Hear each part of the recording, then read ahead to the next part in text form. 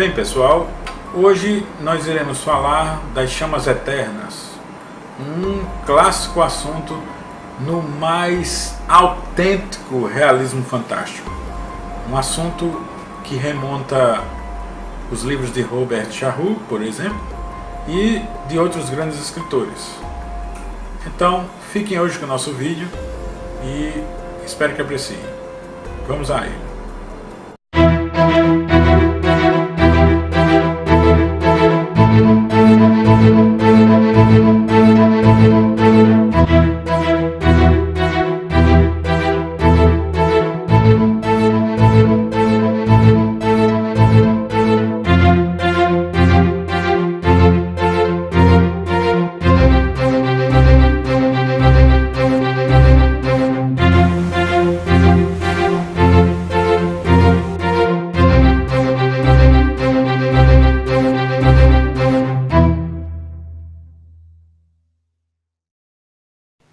De volta ao nevoeiro do tempo, nossos ancestrais tinham mistérios que até agora só podemos começar a adivinhar.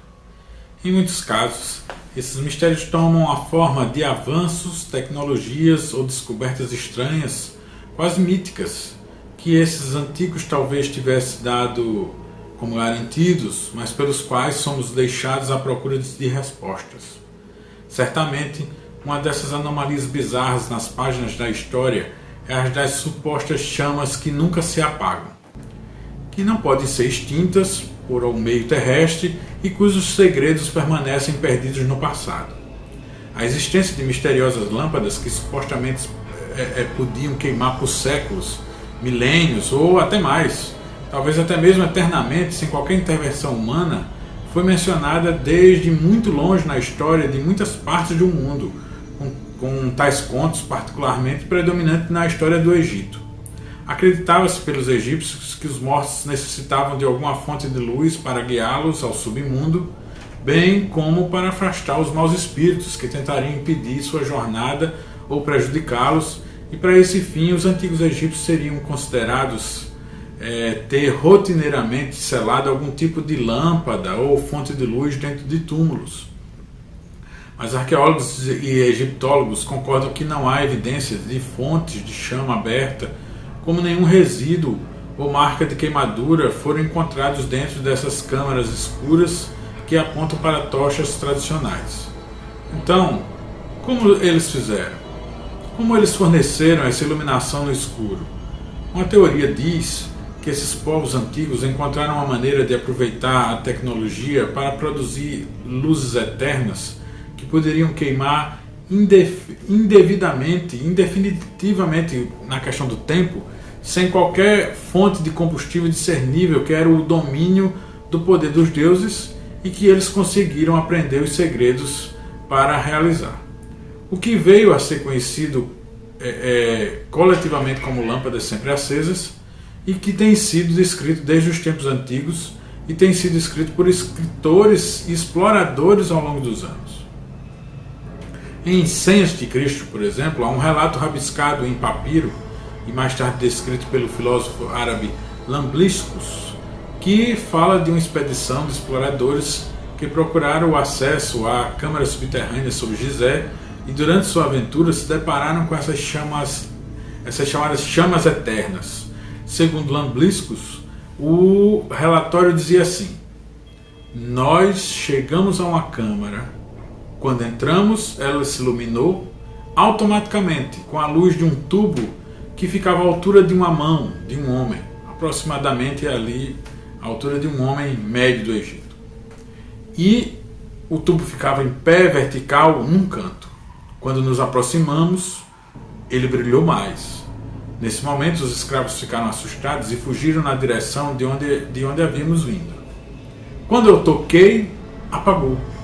Fizemos todos os esforços para que o tubo brilhasse novamente, mas não forneceria mais a luz. Em algumas câmaras, os tubos de luz funcionavam, em outros não. Nós abrimos um dos tubos e escorreu gotas de um líquido cor de prata que foram caindo rapidamente até o chão até que desaparecessem entre as rachaduras.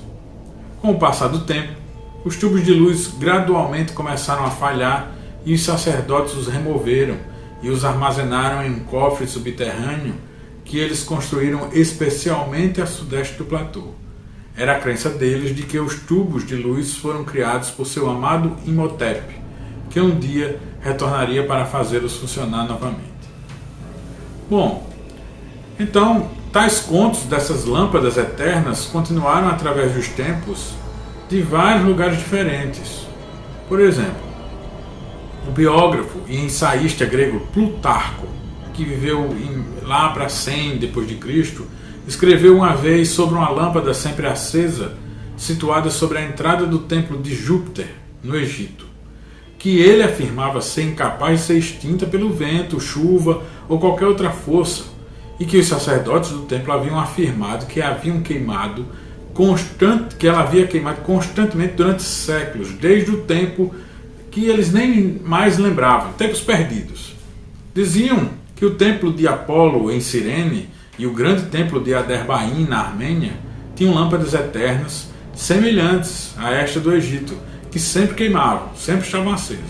O escritor grego clássico Pausanias também escreveu sobre uma lâmpada guardada no templo de Minerva, em Polias, em Atenas, que poderia permanecer acesa por anos sem reabastecimento de nenhum material. Durante os tempos romanos havia muitos relatos de tais lâmpadas sempre acesas também.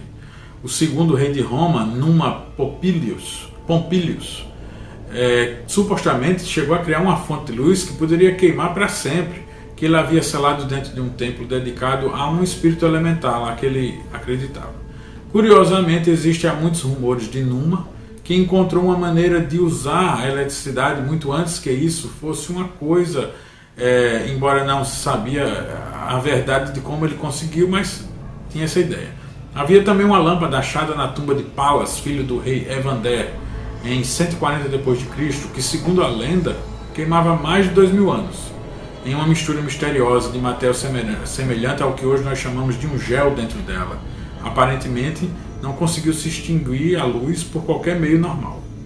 Em 527 d.C., houve também uma descoberta semelhante feita por soldados romanos reais ao imperador Justiniano, quando eles estavam em Edessa, na Síria. De acordo com a sua descrição, outro antigo relato romano das lâmpadas, sempre em chamas, foi dado pelo teólogo e filósofo cristão Santo Agostinho, que mencionou uma luz dessa presente no templo egípcio dedicado a Vênus, que ele acreditava ter sido moldado pelo próprio diabo.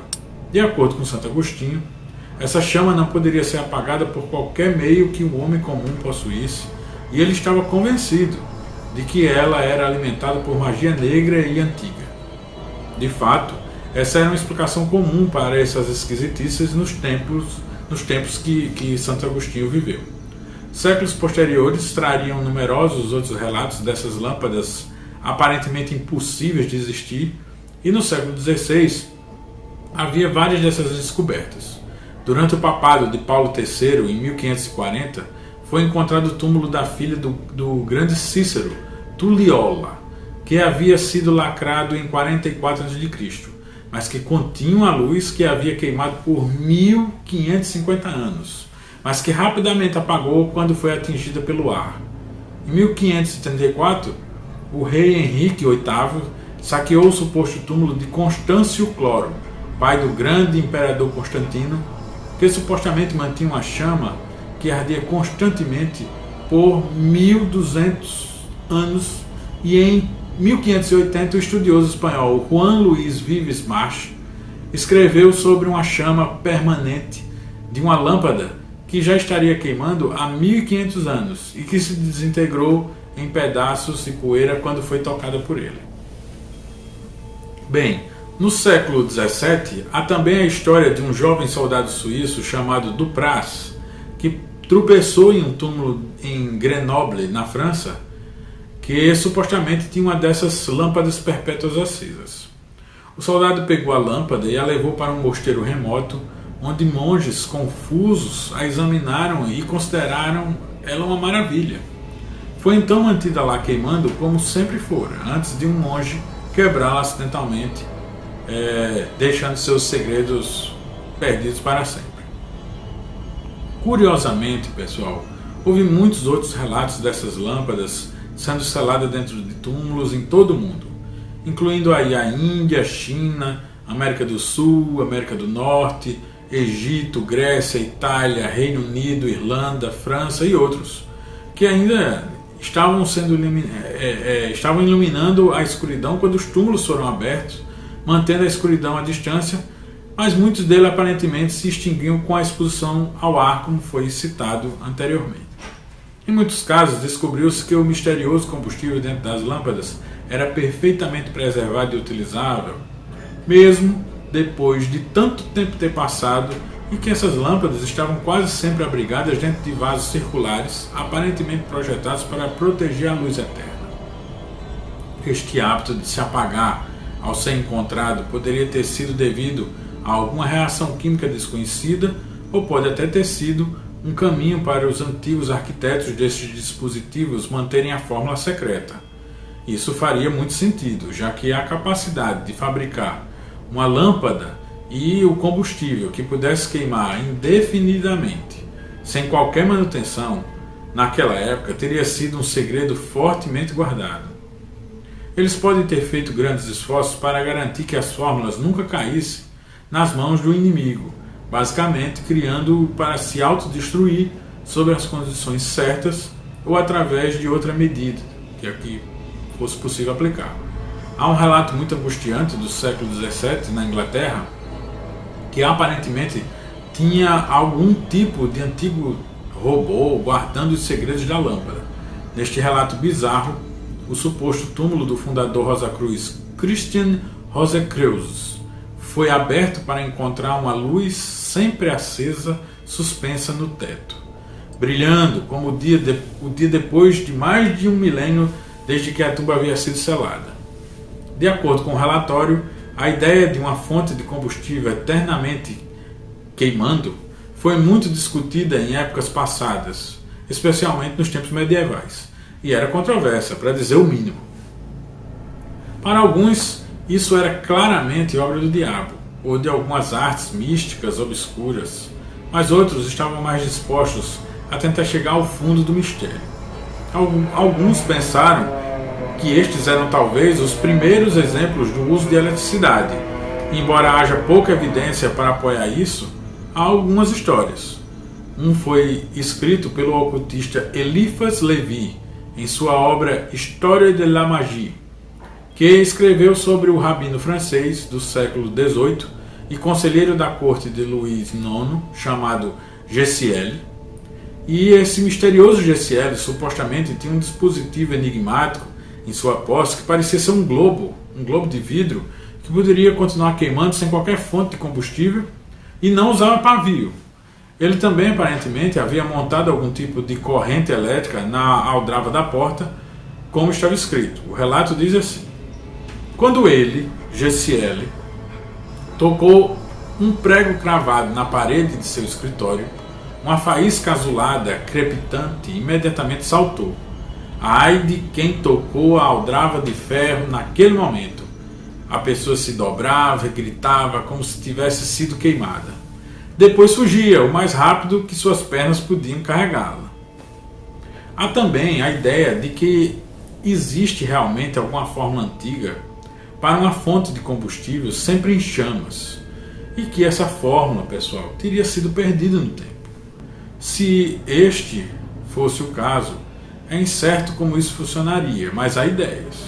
E havia também várias receitas alquímicas publicadas para sempre queimar combustível, como as fórmulas escritas na obra de H.P.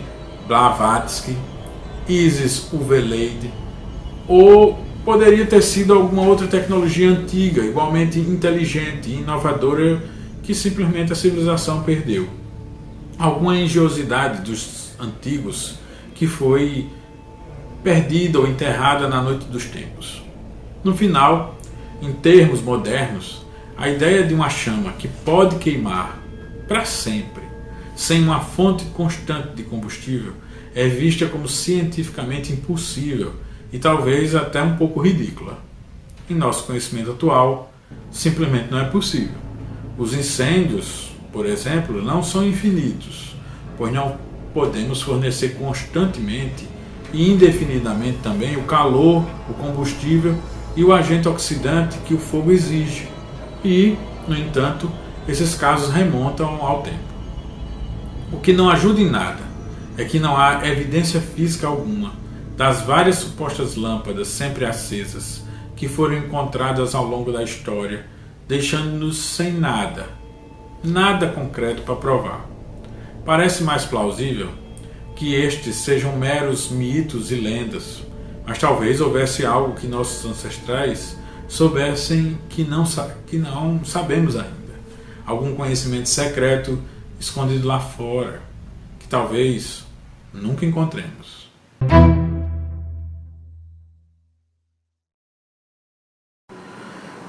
Bem, pessoal, vamos fazer agora uma discussão, como sempre temos feito nos nossos vídeos, sobre essas chamas eternas. Quando você vai ao Egito e tem a oportunidade de entrar em algumas daquelas tumbas, a primeira coisa que você se questiona é como naquela profundidade, por exemplo, das tumbas dos Vales dos Reis, como eles tiveram luminosidade suficiente para pintar com tanta riqueza de detalhes e precisão e até talhar alguma coisa naquela escuridão. Eu já vi algumas teorias, as mais antigas defenderam realmente a presença de tochas, mas elas foram desbaratadas pelo que falamos no vídeo. Não há resquícios físicos da queima de material ali dentro, não há marcas no teto que evidenciem que foram usadas tochas, que realmente ficam. Eu, por exemplo, vi tem um templo no Egito que foi reutilizado, na verdade o templo já era abandonado, foi reutilizado no século I pelos soldados romanos como um quartel, e nesse quartel houve um incêndio. Então, se você visitar hoje ali em Assuã, na cidade mais ao sul do Cairo, você vai ver que o teto tem ainda os resquícios do incêndio, apesar de ter passado 2000 anos. Então, os arqueólogos estão firmes em dizer que realmente não houve tochas ali durante a pintura. A outra teoria que existe é de compartilhar a luz do sol através de espelhos. Colocar um espelho refletindo a luz do sol, que refletir para outro, até ir levando a luz até o final da tumba. Bem, nós devemos lembrar da qualidade dos espelhos na época do Egito Antigo. Os melhores eram feitos de prata polida, e foram feitos testes com espelhos da qualidade da época, e a luz simplesmente não chega nem a 70% do caminho de onde estão as pinturas mais complexas no fundo das tumbas do Vale dos Reis. Então, como foram iluminados é um grande mistério que está ali, gritando nos seus olhos, gritando nos olhos de quem visita o local, só para citar o Egito. Existe, entretanto, uma figura que está no templo de Dendera, no Egito, que mostra uma suposta grande lâmpada, sendo utilizada por alguns indivíduos, por alguns egípcios antigos. Para a interpretação oficial, essa lâmpada, ela nada mais é do que uma flor de lótus, e o que a gente ia chamar de vidro, ela tem uma cobra no meio, que seria a parte que se acende da lâmpada, e ela tem um vidro. Para quem vê a lâmpada é um vidro, mas para quem interpreta que é uma flor de lótus, na verdade, como os egípcios interpretaram através de uma gravura o cheiro, a fragrância da flor de lótus. Mas para os escritores, defensores do astronauta antigo, defensores do realismo fantástico, está claro e evidente que se trata de uma gigantesca lâmpada sendo manipulada pelos indivíduos para iluminar o ambiente. Essa seria um exemplo de uma das lâmpadas eternas. Bem, é um mistério muito curioso que para muitos essas iluminações remontariam até Atlântida, que seria realmente o berço do conhecimento dessa eterna iluminação, que teria chegado às outras épocas que nós citamos no vídeo, por exemplo, com a Idade Média, através de sociedades secretas, através de textos do ocultismo, que poucos homens tinham acesso. Na verdade, naquela época, poucos homens tinham acesso a livros, no geral, né? Então, não era uma coisa assim tão difícil de se guardar, era um segredo contido em livros. Bom, basicamente é isso. As lâmpadas que se acendem para sempre ou não, sempre fascinam a humanidade, né? Numa dessas visitas que eu fiz, nessas viagens aí em busca do mundo insólito, no Egito, no meio de uma feira, eu resolvi também trazer um souvenir muito legal, que é um tipo de lâmpada que, embora não seja eterna, maravilha muito a humanidade. E a minha está aqui, minha lâmpadazinha. Bom, essa daqui você pode ver que está mal polida. Eu não recomendo que se faça polimento nela, sobretudo em dias de semana. Ele tem um humor péssimo nesses dias. A experiência não é nada divertida. Mas, a título de curiosidade, dentro das lâmpadas maravilhosas, é uma oportunidade para sair um pouco do tema, mas dizer que dentro das lâmpadas maravilhosas você teria um Djinn, que na verdade é um demônio do deserto, um espírito mau do deserto, que vai remontar lá pelo Alcorão, que seria os anjos caídos. Então, dentro de lâmpadas maravilhosas, na verdade dentro de qualquer objeto, alguns homens sábios poderiam aprisionar um desses anjos caídos, e que, se fosse libertado, teria de conceber alguns desejos. Na verdade, Djinns, ou anjos caídos, podem ser colocados em qualquer objeto. Mas é isso. Lâmpadas maravilhosas, lâmpadas eternas, o realismo fantástico tem tudo isso.